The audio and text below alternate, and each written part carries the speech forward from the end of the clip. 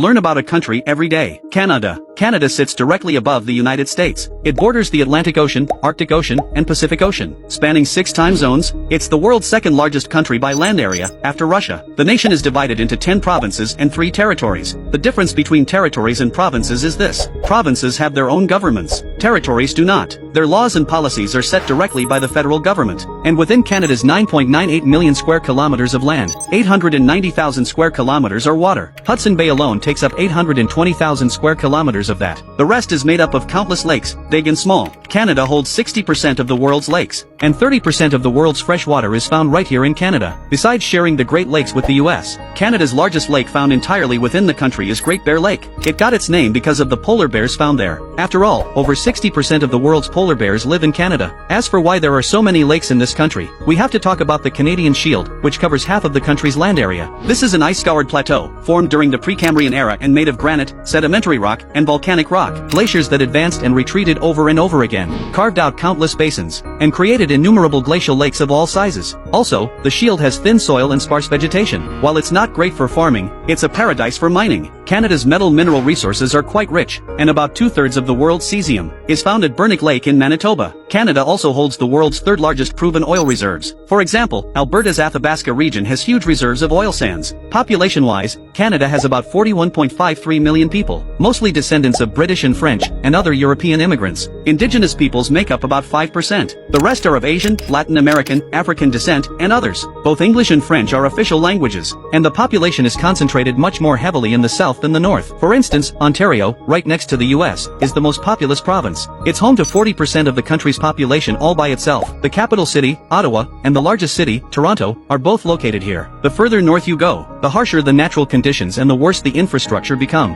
Currently, only 2 highways connect to the Yukon and Northwest Territories. To get to Nunavut, you can only fly or take a boat. And the combined population of these 3 territories is less than 200,000. The people who live up there are either generations of indigenous peoples, or descendants of those who came seeking their fortune during the gold rush. For example, the Yukon Territory, bordering Alaska, became famous because of the rich gold deposits found in the Klondike River. This region is also home to Canada's highest mountain, Mount Logan. And Nunavut Territory is also the newest member of the Canadian Federation. This territory is home primarily to Inuit people. It's worth mentioning that Canada's famous nested island phenomenon, that whole island in a lake on an island in a lake on an island thing, is located here. Overall, Canada is a vast, culturally diverse, and resource-rich country. It boasts modern prosperity, while retaining untamed wilderness. It's a highly sought-after and popular destination for immigrants.